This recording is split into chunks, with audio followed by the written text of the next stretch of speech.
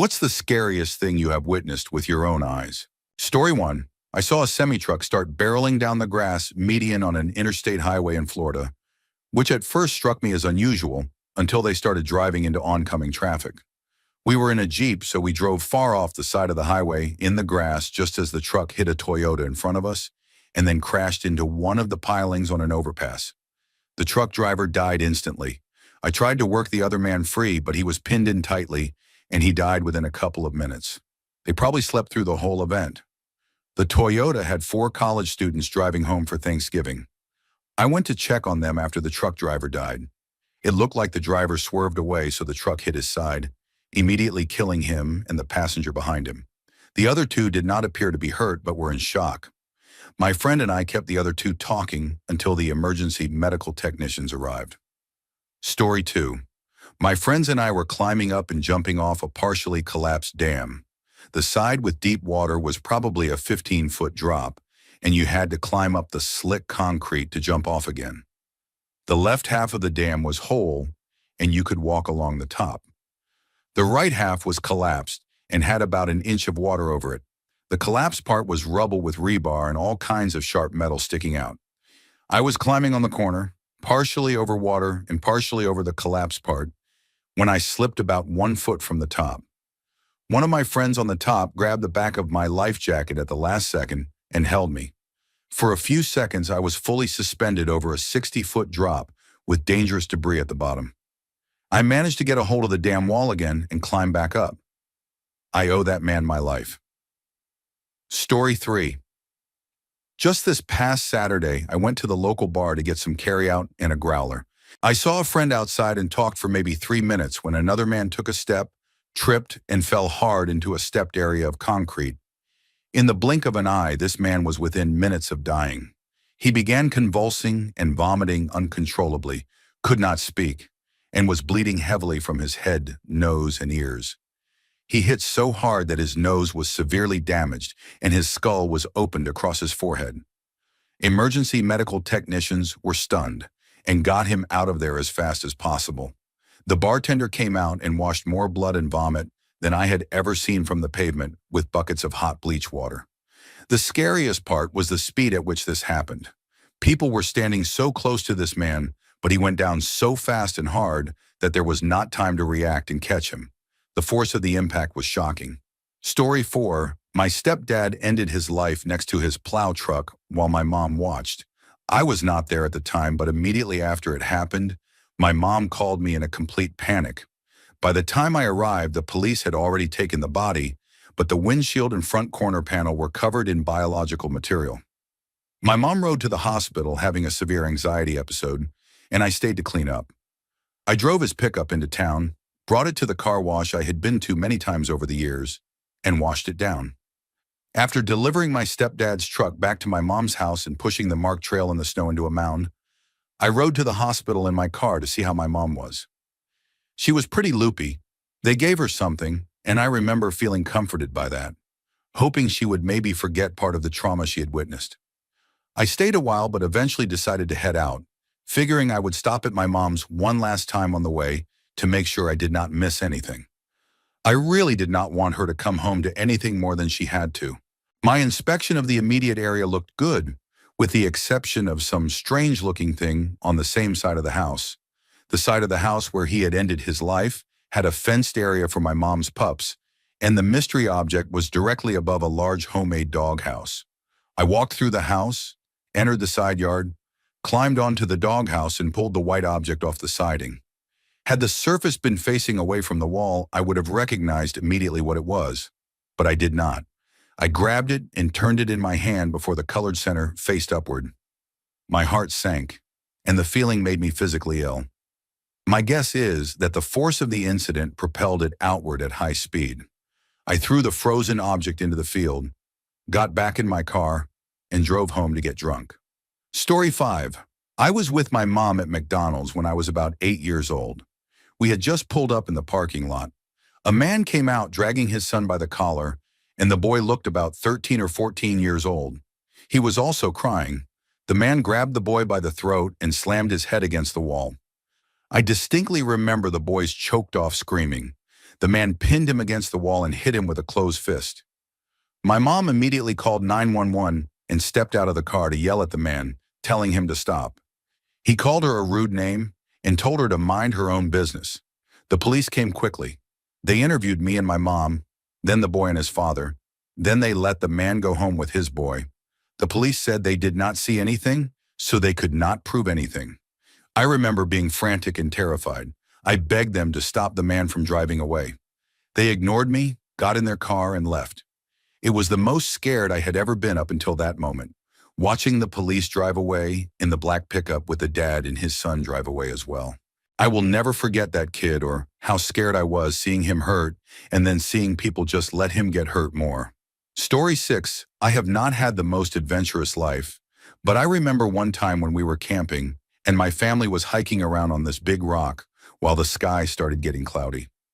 My dad and siblings climbed up to the top of the rock, but my mom and I decided it was too steep for us. My dad reached up into the air and said he could feel static on his fingers. My little sister's hair started standing up a little, and my dad was just standing there with my brother, laughing at the staticky feeling he got when he reached up. My mom and I tried to convince him to come down, but he would not. Eventually he ended up getting down and no one was hurt, but I was terrified watching my little sister's hair stand up and my dad not doing anything about it. He is a good dad, but sometimes he can be a moron. He did not think the situation was that serious, even with my mom and me freaking out. Story 7. I saw a head-on collision between two SUVs on a remote section of road near Jasper, approximately 100 kilometers from the closest hospital. I was first on the scene, pulled people from burning vehicles after breaking windows, and my shirt caught on fire pulling people out. I attempted CPR with 2 other people on 4 of the 6 individuals until they passed away in our arms.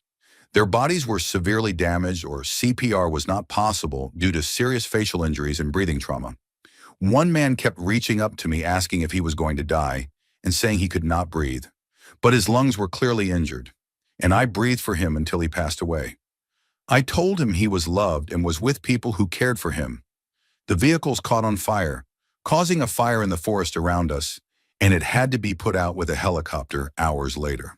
During the hour it took for emergency services to arrive, a bear walked through the scene, and we had to constantly scare it away, probably due to the strong smell. I watched 2 people trapped in the fire because I could not reach them, even though I tried. I was covered in blood, body fluids, debris, and a tooth stuck in my knee. There was a baby laying face down on the road, and it was placed on who I thought was the mother while we did CPR. In the end, the baby and the mother were the only ones of all 8 who lived. So many lives were changed forever that day. I still have post-traumatic stress from the experience. I often feel like I failed at saving people, but their bodies were so severely damaged. Smells, sounds, and textures were all so vivid that I still get flashbacks and I am emotional writing this. Since then, I have had many horrifying dreams. But the dreams that stand out most are the ones where I meet the people who passed. In the dreams, they tell me positive words of encouragement and appreciation, even laughs and light jokes about life. It is strange. Please drive safe and care for each other. I tried everything I could do to help, and I truly did everything I could. Story 8. A man in the cell near me had a severe mental breakdown and harmed himself by repeatedly throwing himself into the walls and the door. The breakdown was not gradual at all. He began citing scripture and then suddenly started talking about his partner and what he believed she was doing while he was in there. He talked about someone he cared about being hurt and said repeatedly that he was going to do something dangerous or reckless. He then spread waste across the floor and covered himself and his cell with it. It was intense because nobody else locked up could help him, and the correctional officers did not seem to show urgency.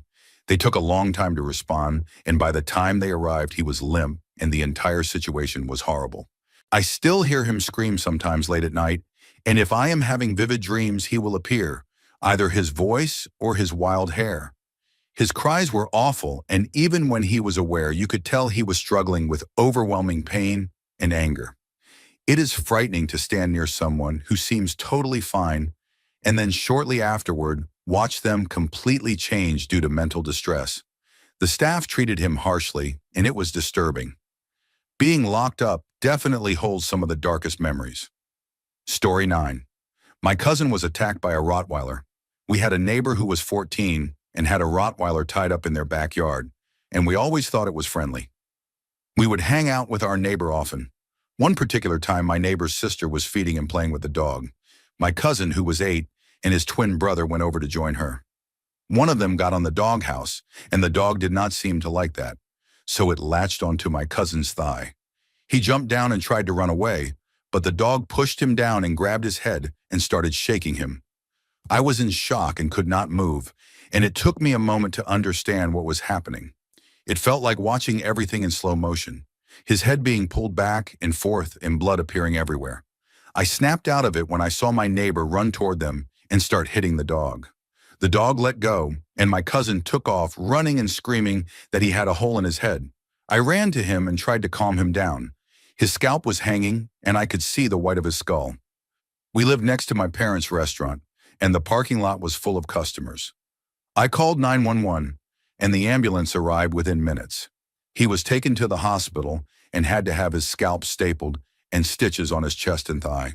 He was scared of dogs for a long time after that. Story 10. My mother is a beautiful human inside and out. She is very loving and kind, and although she is not perfect, she raised me very well. I love her deeply, and she was, and still is, my best friend. That being said, when I was around 6 years old, and I am currently 25, her ex-boyfriend was struggling with addiction and alcohol. He used to get very jealous of my mother because she made more money than him. He was living with us at the time, all 3 of us together. One night he came home under the influence of coca. He became angry with my mother, and I heard the yelling, so I went to their room to see what was happening. I saw him get angry and throw her computer. I later learned the argument started because he was jealous of her. He threw the computer down, and I started crying uncontrollably because that computer belonged to me and my mom. She used to play little online games with me when it was just us living together in a small studio apartment, and I miss those days. The computer had sentimental value for that exact reason. This is when the most traumatizing part happened. Before I describe it, my mother had to remind me this happened multiple times because it felt like I blacked out when I saw it. I remember everything vividly except this moment. He grabbed a knife, pinned her against a wall, and held it to her neck. Even though I felt like I blacked out, I still remember it in slow motion. The first woman I ever loved, the woman I would protect with my last breath, the woman who deserves the whole world, my mother, had a knife held to her neck, and I think back now and wish I could have done something. I was a scared 7-year-old. Our neighbors, who are still good friends today, came to help us. They opened our apartment door, and as soon as he saw them, he let go of the knife. We ended up sleeping at their house for the night. I do not know where this man is now, but I still have dark thoughts about what I would do if I ever saw him again, and I try not to think about it too much. Story 11. Back in the mid-1970s, I worked for a company called Triform Corporation in Gurnee, Illinois. I worked in the machine shop on day shift and usually went in early so I could have a smoke and a cup of coffee before starting work. I worked on a turret lathe mostly. There was a woman who ran that turret lathe on third shift, so I always took over from her. I did not know her very well, just knew that she was pretty and had long, silky hair. One morning I heard a scream, and then people scrambling and shouting. I ran over to the source of the noise. It was that woman. Her long hair had gotten tangled on the piece of bar stock she had been working with. It grabbed her hair and tore her scalp, peeling from the back of her head to the tip of her nose. When I got there, it was still spinning around. I will never forget the horrible sound it made. I hit the emergency stop.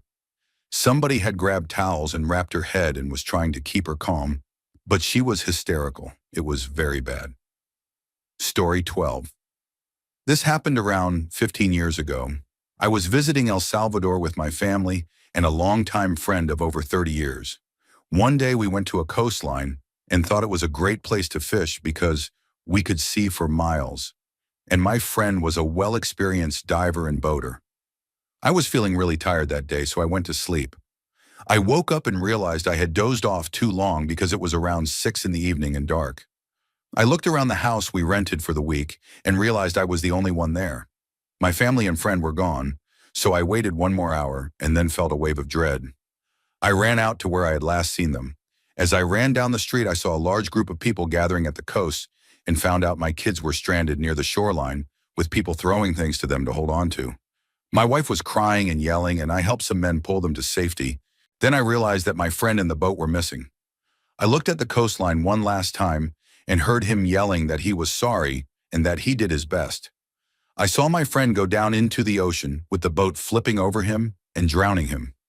He had swum for 3 hours in rough water with my kids, bringing them as close to the coast as he could before collapsing from exhaustion, still believing he had not done enough. Story 13. This was in October 2019. The story takes a little setup, so bear with me. I work as a volunteer corner marshal with the Sports Car Club of America San Francisco region and have since 2005. That particular weekend, I was at a corner with the president of the Sports Car Club of America, who was there to observe. From my corner post, I could see where the emergency crew was staged. During what was to be the second to last race before lunch, a car pulled off course where the emergency team was staged with mechanical trouble, which is a good place to be if your car breaks down, because they do not have to come get you. It was the last lap, and one of the emergency crew members, who was also a friend of mine, was on the right side of the car talking to the driver, presumably giving him instructions for when they towed him in. Around this time, I saw a car sliding through the grass at a high speed toward the emergency station. I keyed up on my headset and shouted, "Heads up, emergency!" And at that moment, the sliding race car hit the disabled car broadside, pinning the emergency crew member between them. The only member of that crew who heard me was their dispatcher, because the rest were communicating with him via radio. I immediately began reporting the incident to race control. As soon as the dust cleared, other members of the emergency crew, along with paramedics, rushed around the man who was hit. At first, I thought it was someone else until I noticed the man lying on the ground was wearing red suspenders. Then I knew who it was, and my heart sank. This was the third major trauma he had suffered while working a race. We broke for lunch early. I was shaken up from the incident and cried during the lunch break. Though I did pick up some food even though I was not hungry, it was probably a year and a half before I finally stopped having flashbacks of the incident. As for my friend, he survived, but it has been a long road to recovery, and he is still on that road. He has not worked a race since then, but he visits occasionally. Story 14. My wife and I went to a farm about an hour from our house to pick strawberries.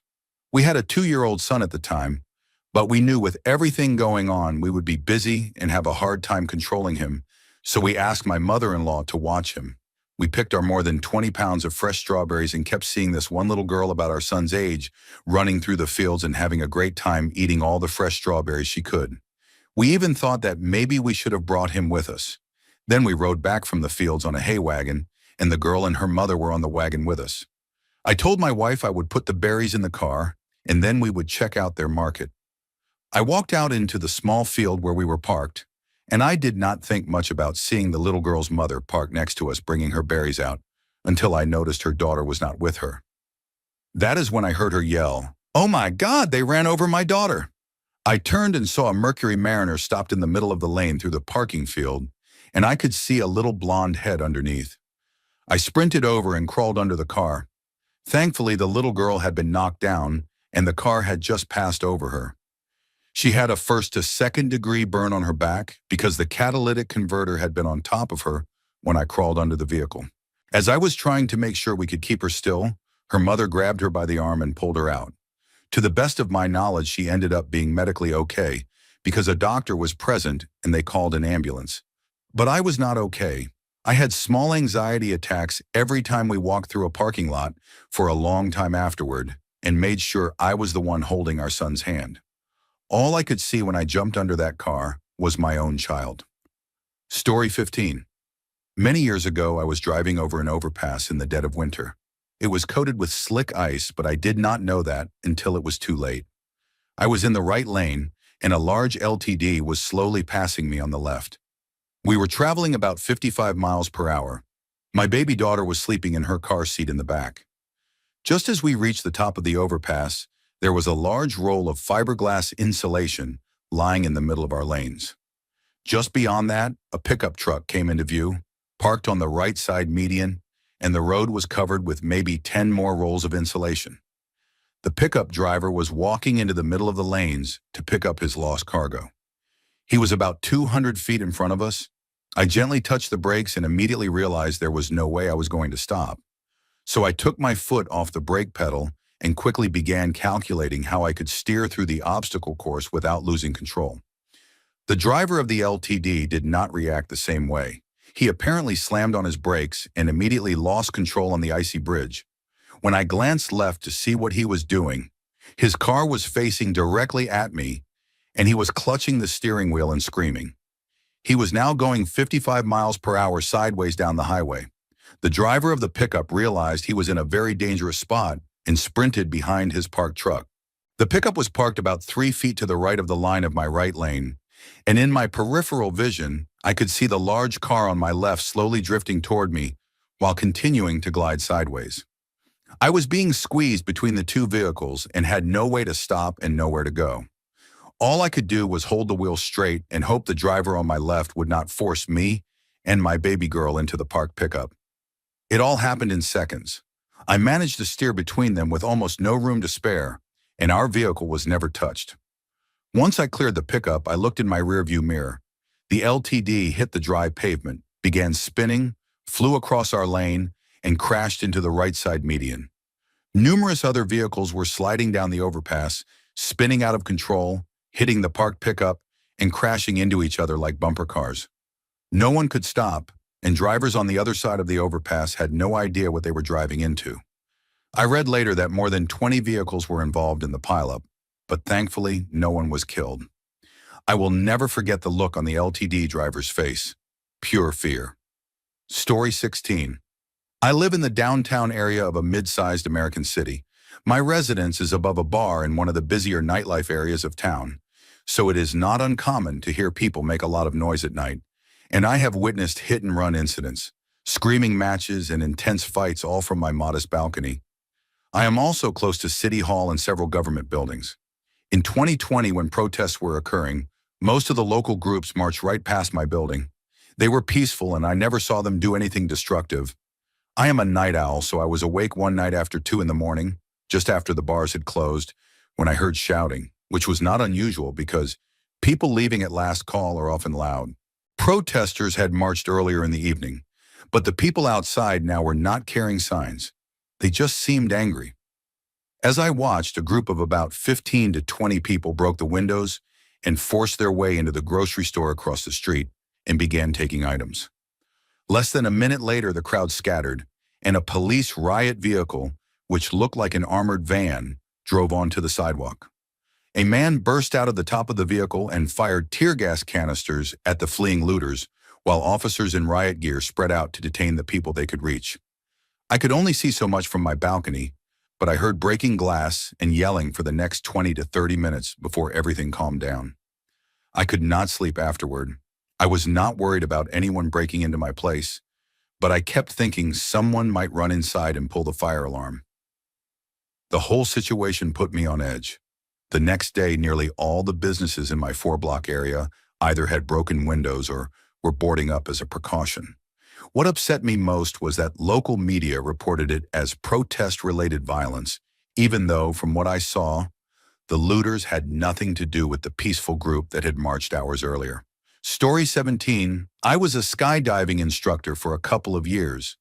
There was a very confident kid who went through our program and was not great at listening, barely qualified for the solo jump phase, and so on. I did not have the authority to remove him from the program, and I was not close enough to the situation to know if they were wrong in allowing him to continue. On his first jump, he had a poor free fall, which was not unusual, but his canopy work was not terrible. I saw his second jump, where he ignored radio instructions under canopy and turned without looking, causing his parachute to wrap around another student, obstructing that student's vision and movement. At this point, with the first kid hanging by a collapsed canopy wrapped around the second student about 1,000 feet off the ground, the proper response is to ride it down since neither is falling dangerously fast. But instead of following instructions or the advice given to him over the radio, he cut away his first parachute, went back into free fall, and waited for his reserve to deploy. Watching from the tower that day, I thought I would witness a disaster. Fortunately, we had some of the best riggers in the country working for us, and the reserve deployed immediately. As soon as it fully opened, he touched down. He could not have cut it any closer. Needless to say, he did not get to jump again. Story 18. This is my mom's story, and the way she tells it always chills me. It was her senior year of high school, and she was at one of the last football games of the season. She was laughing with friends and cheering for her team. It was a great night. A player from the other team tackled a boy from her school, a popular kid. Everyone saw it, and nobody thought anything unusual when he fell. The whistle blew, the play ended, and the boy remained on the ground. Some people laughed because they thought he was joking, and a coach went on to the field with water. He bent down to check on the kid, then signaled for other coaches and more people to come over. Nobody was laughing after a few minutes. It became clear what had happened, but it felt unreal and people did not know what to say. My mom said it was one of the worst nights of her life. She got her parents to pick her up, and by the time they arrived, there were police and an ambulance on the field. She said it was frightening and eerie because they left the body there in full view as people moved around. It was even more unsettling because the bands kept playing. According to her, he had some sort of hidden condition that was triggered by the tackle. It was a terrible way to end her senior year, and she has never forgotten it. Story 19. Back in my childhood, my grandfather lived with us, and my sister and I were always asking him for money for things like stationery, books, chips, and candy. For some reason, he always took her side and gave her money, and as a child, I thought he disliked me. So I started sneaking into his room and taking small amounts from his wallet just to annoy him and buy my own things. One day when he was sleeping, I went into his room and took some money, and as I was leaving, he called me to sit beside him. I knew he had seen everything. To my surprise, he did not punish me. Instead, he said that he knew I always thought he favored my sister. He told me he loved me and that I was better than stealing. He said he came from a generation where boys helped their siblings and family, and he told me to study hard and make everyone proud. He said he did not know how to show his love, but that I would understand after he was gone. Then he held my hand and asked me to sing his favorite song, and as the song ended, so did his life. I sat there holding his hand, his eyes filled with tears and a gentle smile on his face. After his funeral, I found out he had never given me money because he was putting it into a bank account so my sister and I could go to college. Later, I learned he made me the next owner of his account. The bank manager told me he had been one of their oldest employees for 50 or 60 years and had arranged everything long ago. That day, I realized people are not always what they appear to be, and I wished I could have thanked him, but it was too late. Story 20. My dad owned a business that worked in the oil field industry, transporting sand to hydraulic fracturing sites. Sometimes, if he did not have enough trucks to meet demand, he hired a driver from another company. The men he hired were often questionable, and this was about 6 months before electronic logging devices became mandatory. I was headed to Enid, Oklahoma to help coordinate one of these jobs when my dad called and said one of the contracted drivers told him he had been in an accident. I was about 10 to 15 miles from where he said he was, so I told my dad I would go take pictures for insurance purposes. If you are not familiar, the roads on the west side of Oklahoma are usually very empty at night. I arrived to find the driver standing behind his truck, talking nonstop on his phone, clearly under the influence of what turned out to be methamphetamine. When I walked to the front of the truck, I saw he had run a four-way stop and hit a van. There were 6 people in the van, and all but the baby in the car seat had passed away. He had not even called the police. He was talking to his girlfriend. I called 911, got the baby out of the vehicle, checked the rest of the family for pulses and found none, and waited for the authorities. I will never forget how quiet it was or how unreal it felt to check for signs of life on 3 children while not knowing what to do with a silent baby who was just looking around. The driver went to prison, and I never went out on a job for my dad's company again. My mind has turned the memory into something that feels like a movie, but it remains the most horrifying thing I have ever seen. Story 21.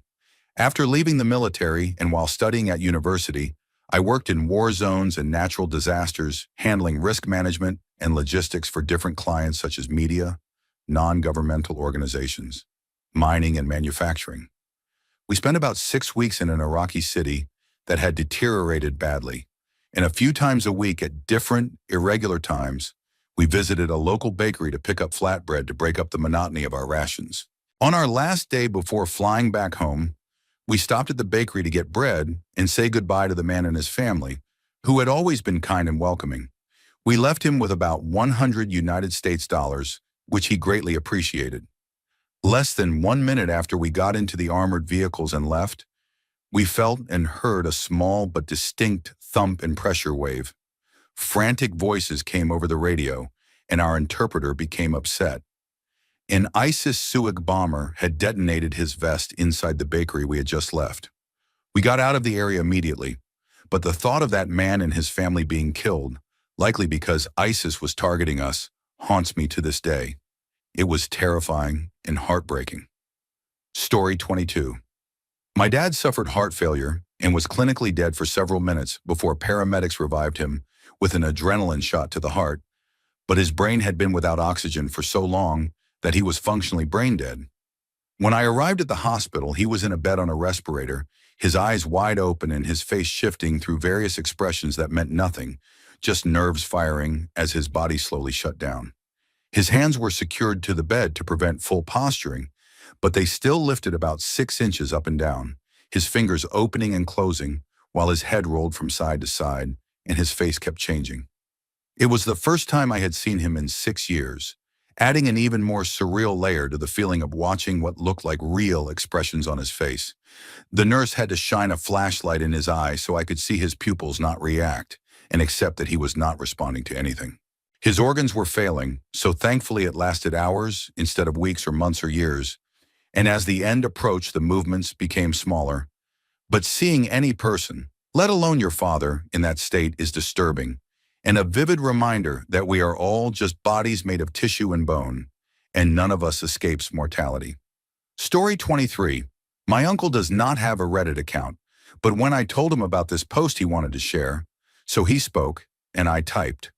He is a train conductor for a large freight company in North America, Union Pacific. He said, my buddy Stokes and I were hauling down a stretch of track between Elko and Ogden. Another train going the same direction was about 20 miles ahead of us and radioed in that there was a woman wandering near the right-of-way and acting suspicious. It was 2 a.m. in the middle of the high desert, so it was odd but not impossible. As we approached the area they mentioned, we saw a small sedan parked by the tracks, looking abandoned. About a mile past the car, there was a bend in the tracks with thick shrubs on the left side. As we entered the curve, a figure stepped out from the shrubs and walked directly onto the tracks. It all happened in about 10 seconds. When we struck her, there was not even a slight movement or sound. Our train took half a mile to stop because we had empty cars. The remains from a person being hit by a fast freight train looked like pieces of meat and scraps of clothing. Later, they discovered she had been suicidal, had attempted an overdose, and after surviving that, decided the rails were her next option. She was only in her 20s, which was heartbreaking. The strange part was that the train ahead of us said they never saw a car, and that the woman they saw looked clearly Latina, while the woman we struck was white. That is my uncle's story. Please do not mess around near trains. They are huge, fast, made of steel, and humans are fragile by comparison. Story 24. I was 7 years old, currently 25, and living in Bay Harbor, a small town in Miami, Florida. Serious crime was rare in that neighborhood, but back then it was much more common. I remember playing outside with my friend Andrea, and we were upstairs on the patio balcony area just talking. Suddenly we heard a woman scream for her life. We saw her appear from around a corner with another panicked shout, and her hair was being pulled from behind. As she struggled, a man wearing navy blue work pants and a navy blue shirt stepped into view. He looked like he worked a low-level job, maybe a plumber or janitor. He was bald with horseshoe-style hair, tan, and had black hair on the sides. He was trying to pull her by the hair while she fought to get away. She finally broke free and ran.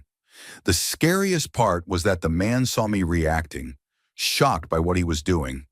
It was just me and Andrea outside, so no one else witnessed it. As I stared in fear, he looked up at me from below with a cold, threatening expression, like he could come up to the balcony and harm me. Andrea and I ran into our apartments, and that was the end of it.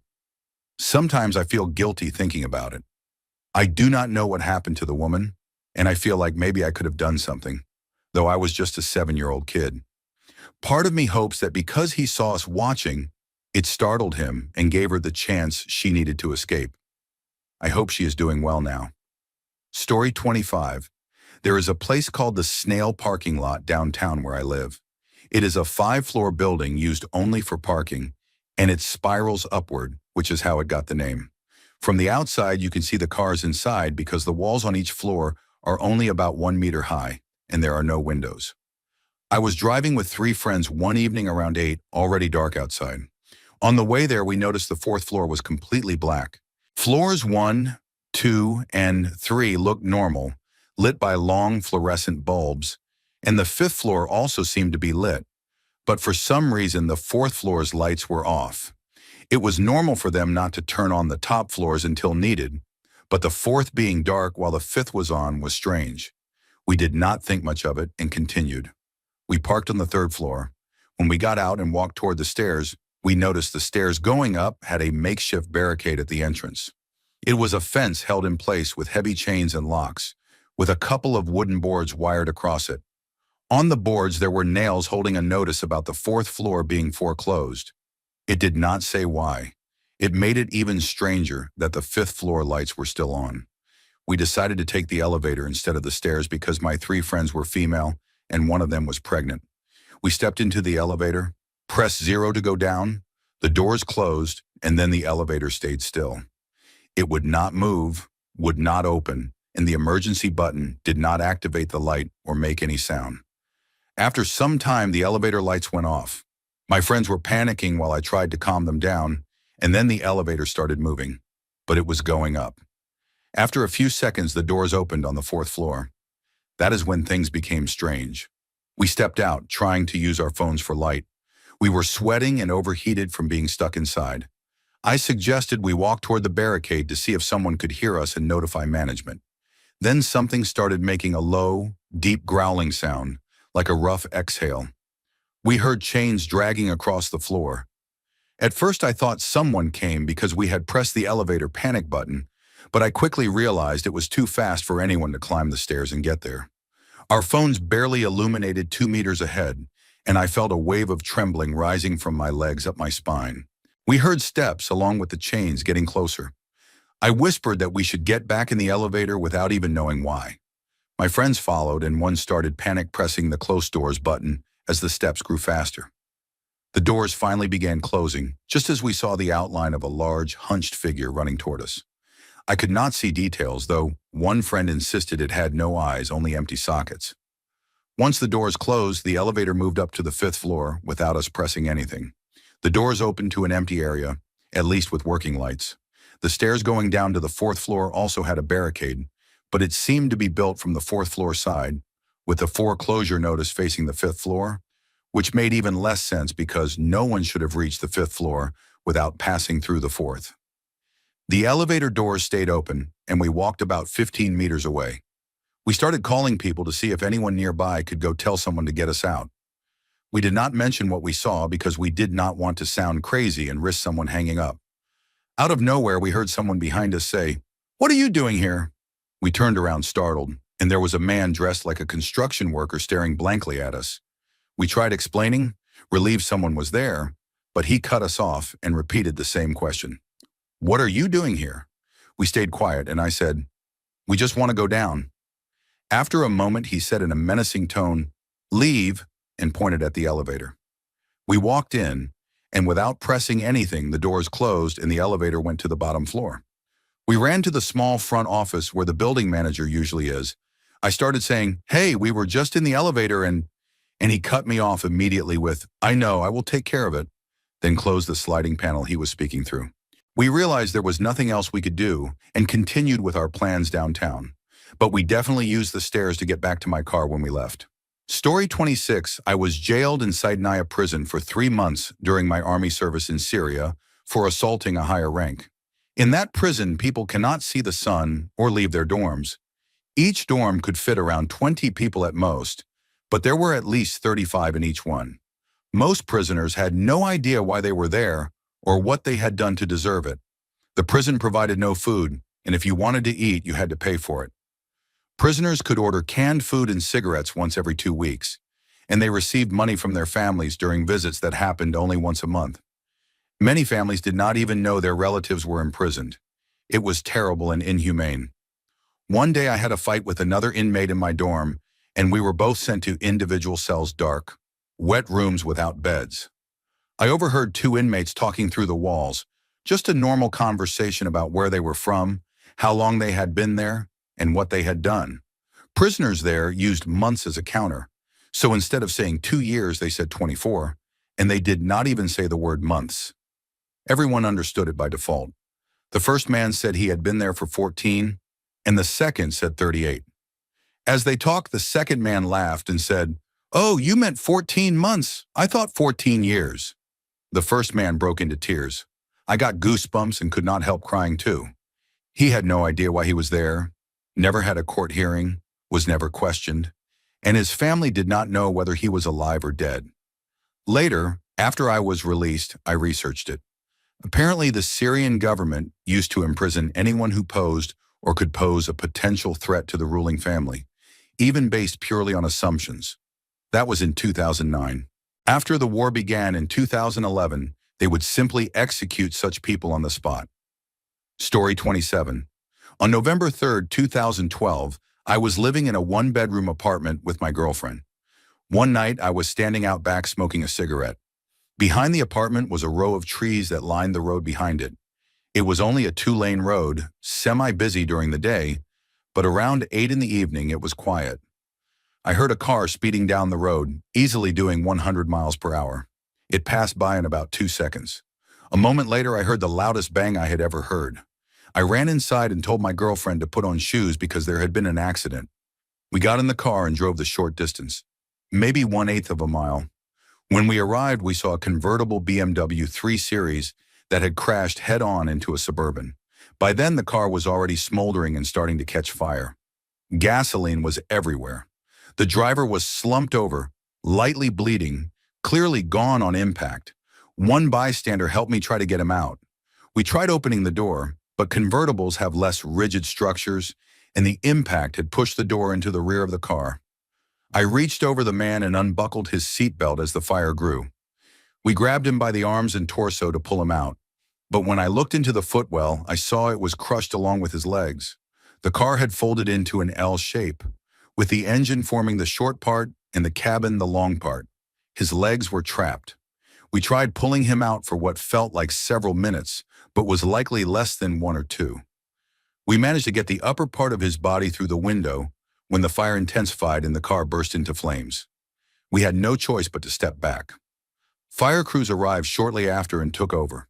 When I turned around, I saw cars lining both sides of the street, people watching and recording, which made me feel worse than the accident itself. Back at the apartment, I changed clothes and found the man's blood on every item I had worn: shoes, socks, sweatpants, boxers, hoodie, and shirt. The soles of my shoes had begun to dissolve from the gasoline. Later, we learned the driver had just recently turned 18. Story 28. In 2017, when I was around 12 or 13, my island was completely destroyed by Hurricane Irma. It was the strongest Atlantic storm ever recorded and essentially added an extra 2 levels to the hurricane scale, which normally only goes up to 5, but Irma was estimated to be around a 7. I was just a kid and had lived through hurricanes before with relative ease, but this one was different. I only remember a few vivid snapshots from the day. I remember water literally raining on me through the top of my door frame from the sheer force of the wind. I remember the metal locks on the doors to my porch snapping off one by one. I remember bracing myself against a reinforced glass door to keep it closed, then running into a small office in the house and seeing that the glass had exploded when I came back out. Most of all, I remember looking up and seeing a huge section of the roof was gone. My parents and I hid in that office for what felt like a lifetime until the eye passed over. When we came out, we realized our whole life had been destroyed, with glass, dishes, and wood scattered everywhere. One of my most vivid memories happened during the eye when we were trying to find dry clothes to go to a neighbor's house. I had filled a black plastic bag with clothes beforehand, but it was trapped under rubble and I could not get it out. I was searching desperately for something to open it when I looked into the middle of my room and saw a penknife I had been given for Christmas. It was lying exactly in the center of the floor and somehow already opened. In all the chaos, it had placed itself exactly where and how I needed it. It felt like something was telling me I would be okay, and it gave me strength when I needed it most. The strangest part was seeing the island afterward. There was no power, no outside communication, and no running water for months. It was surreal to realize none of my friends had been affected in the same way, and most just played board games with their families while my home was destroyed. Even so, that event became a major turning point in my life, and I would not be who I am today without it. Story 29. In the last house I owned, we had a long hallway that led to the kitchen and living room. We spent most of our time in the living room, walking back and forth through the hallway throughout the day. Late one night, after putting the kids to bed, I was cleaning up before going to sleep. I had walked past that hallway many times and always got an uneasy feeling. That night, out of the corner of my eye, I saw what looked like the silhouette of a person standing at the end of the dark hallway, right between the doors to my kids' rooms. I stepped back and it was still there, though less clear than the first moment I noticed it. I turned on the light and nothing was there. I turned it off again and the silhouette was gone completely. My wife had mentioned hearing footsteps going up and down the hallway several times. I had heard similar sounds but assumed it was the house settling. My kids' monitors sometimes picked up strange noises, and on a few occasions they woke up and talked to something before going back to sleep. There were also times when they woke up screaming in a way that sounded far more terrified than usual. Eventually we moved to another home, and we have not experienced anything unusual there. But I can say with certainty that we were relieved to sell that house. Story 30. When I was about 6 or 7 years old, I lived in a small neighborhood in West Bloomfield Hills, Michigan. Just a couple blocks from my house, there was a small patch of woods where all the neighborhood kids played. We rode our bikes through the trails over little dirt ramps, through dips in the ground, and treated it like our own adventure park. Nearly every kid in the neighborhood hung out there, so it was never empty until the day this happened. My grandmother was visiting from out of the country and wanted to see me ride, and I was excited to show off my talents on the trails. It was late October, chilly, and the leaves were turning. When we arrived at the woods, I immediately noticed something strange. No one was there, completely empty. That had never happened before, but I shrugged it off. I rode a lap to show my grandma, who stood in the middle cheering me on. Then I suddenly felt uneasy. It was too quiet. I stopped riding and just stood there, this weird feeling crawling over me. That is when I saw it. Something walking in the trees on the far side of the woods. A black hooded figure. No face, just a head-to-toe black shape gliding between the trees. When it noticed me watching, it stepped back behind a tree, then slowly peeked out again. When it leaned out, there was still no face. Nothing. I bolted instantly, yelling for my grandma to run. I pedaled home as fast as I could, and yes, I left my grandma behind. I opened the garage, ran inside, slammed it down, grabbed my dad's golf club, and stood guard until I heard someone outside. I cracked the door open, ready to swing. Thankfully, it was her. She was shaken, but okay.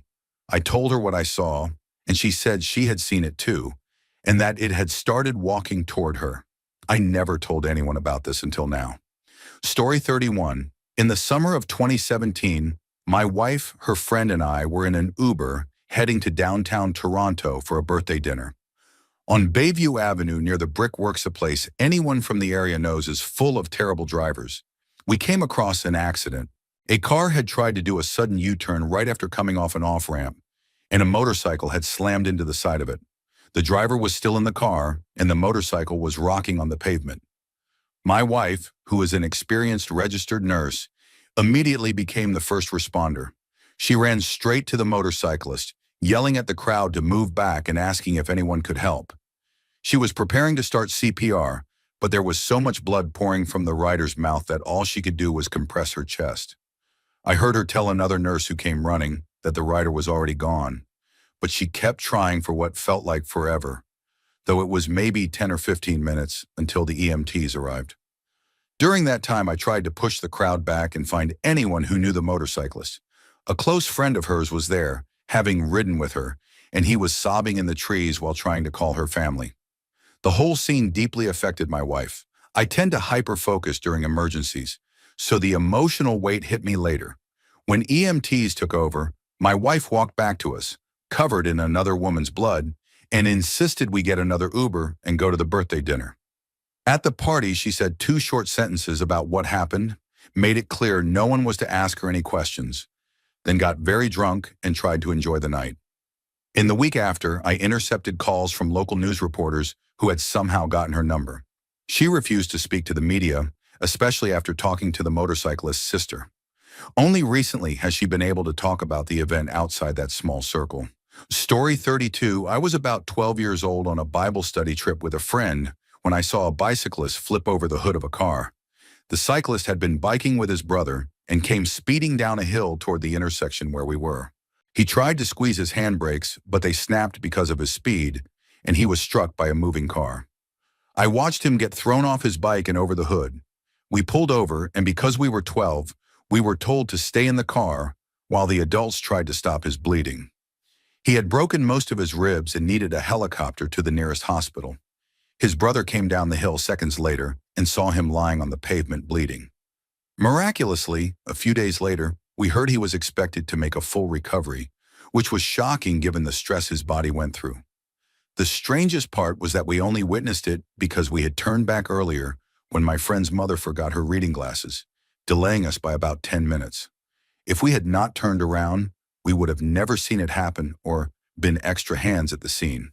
The hardest part was being unable to help. Even as a 12-year-old, I wanted to do something but knew I could not. I am grateful he recovered, and I hope he is doing well now. He was only 17 at the time and had so much life left to experience. Story 33. When I was younger, I lived on a moderately rough side of Detroit. The house across the street from mine was clearly a drug house. They always had extremely fancy cars outside a rundown home, and people came and went at all hours. One day I was planting flowers with my mom when I noticed a red SUV stopped in the middle of the road outside the drug house and just sitting there. I watched for movement, but nothing happened, so I kept planting while still keeping an eye on it. About 5 or 10 minutes later, I saw a door open but no one got out. Then I looked toward the drug house and saw a man circling the front yard with a pistol in his hand. I froze. I could not believe what I was seeing with my own eyes. I stared so long that he noticed me, and we made eye contact, but he did nothing. A moment later, he spotted someone in the backyard and immediately started firing. The other guy shot back. A stray bullet hit a car in the driveway and caused a massive fire that nearly set 2 houses on fire, though thankfully they did not catch. No one was hurt, but it was one of the most terrifying moments of my life. Story 34. I was told not to tell scary stories, which surprised me because I had worse ones, but here is the one I shared. I lived in a bad neighborhood, but my friend lived in an even worse part of Chicago. We were watching one of the Faces of Death movies, though I do not remember which. Living on the streets in Chicago meant you saw wild things. Within the first 20 minutes of the movie, we heard a real car chase happening right outside, followed by a huge crash and finally an ambulance. We ended up turning the movie off because the real thing was unfolding outside. A small crowd gathered. A man was lying on the ground, shirt cut open, with tiny bleeding dots all over his chest, 22 bullet holes. What disturbed me most was one of the paramedics saying, "Why should we fix him? He will probably be shot again next week. Save time and let him die tonight." I felt this surge of anger. Yes, people get shot every day in Chicago, but why take the job if you are going to speak like that? The other paramedics ignored him. Thankfully, they focused on trying to help, but the kid was barely breathing. I do not know if he survived. He looked close to death. We used to do graffiti, and we knew gangs would shoot at you if they saw you. You either wrote for them or you did not. Story 35, I work in information technology at a small business, and my brother worked there too in another department. One day I was hooking something up under a coworker's desk when his manager suddenly started screaming my name. My first instinct was active shooter, so I sprinted toward her, only to see my brother leaning back in his chair, clenching and having a seizure. He looked like he was gasping, his eyes rolled back, completely unresponsive. One coworker was CPR certified, and she and two others helped get him onto the floor. He finally came to while I was mid-call with my mother, trying to ask what medication he was taking because the EMTs needed that information. He did not remember anything and was taken into the ambulance. The whole thing felt like it lasted 20 minutes, but in reality it happened in barely 2 minutes. The EMT station was only about a mile away, so they arrived incredibly fast. I remember trying to call my mom while he was still twitching, but my fingers would not cooperate. I knew exactly what I needed to dial, but my hands kept failing to do it, like my brain could not connect to my fingers. Once he was safe and on the way to the hospital, I broke down in the parking lot and went home for the day. We later learned he had a 5-year coca addiction that we had seen signs of but never fully recognized as that severe. The seizure had been induced by coca. He was fired soon after, God help, and has now been sober for over a year. It was the scariest thing I have ever witnessed. Story 36, I was an Army medic in Baghdad during the surge, on aid station duty one day at the Riva Ridge Treatment Center just south of Ghazalia, when a patrol came through the gate with several injured local civilians. One man had his right leg blown off below the knee, tied off with a tourniquet, but he was still bleeding from somewhere. He was screaming in Arabic while we cut off his clothes to locate the bleeding, but something in his clothing was tangled. As I cut downward, I saw it was wrapped in a wire, a green insulated copper wire, probably 14 gauge. One end was tangled in his clothes and the other end disappeared into his rectum. There were 2 other medics with me at the bedside, and when I lifted the wire, we all looked at each other because we immediately understood what it meant. This man had been stuffed with an explosive device and then purposely injured so that the bomb would be brought to us. The other medics nodded, and I closed my eyes and cut the wire, praying it was not like what you see in movies. Nothing happened. We removed the rest of his clothes, packed his bullet wounds with tampons, and wrapped him in blankets for transport to the hospital, with about 6 inches of green wire still hanging out of him. I have no idea what ultimately happened to him, but I swear part of my soul left my body that day. Story 37. I was driving to work about 15 years ago on a typical United Kingdom single-lane country road with traffic moving in both directions at around 60 miles per hour. I was about 50 meters behind a line of cars, following a large truck. Coming toward us was another column of traffic, and someone at the very back of that column decided to overtake, apparently believing they could slip back into their lane before reaching the cars in front of me. They were wrong. They reached our line of traffic before completing the pass, panicked, and swerved too early, clipping the lead car in their column and sending that driver, a woman traveling alone, straight into a ditch. The overtaking car then bounced off her car and careened back across the road directly into my lane. For a moment, I truly thought that was the end, an out-of-control car coming straight toward me at a combined speed of well over 100 miles per hour. At the last moment, the car clipped the very back corner of the truck in front of me, bounced away, hit the curb on its own side, flipped repeatedly in all directions, and landed upside down in the ditch. I pulled over, as did about a dozen others, and I was already on my phone calling emergency services. I did not want to look inside either car. The woman whose car had been hit first was out, storming toward the overturned car, screaming, "What were you thinking?" repeatedly before someone physically restrained her, which probably prevented her from attacking the driver. When others reached the overturned car, 3 young men crawled out with severe injuries, including multiple compound fractures and heavy bleeding. An air ambulance was dispatched. The nearest fire station was only a mile away and arrived quickly, and police took my information. I was later interviewed at home as a witness. The driver was convicted of dangerous driving, banned, and jailed. That was the day I realized how easily someone else's stupidity behind the wheel can end your life without warning.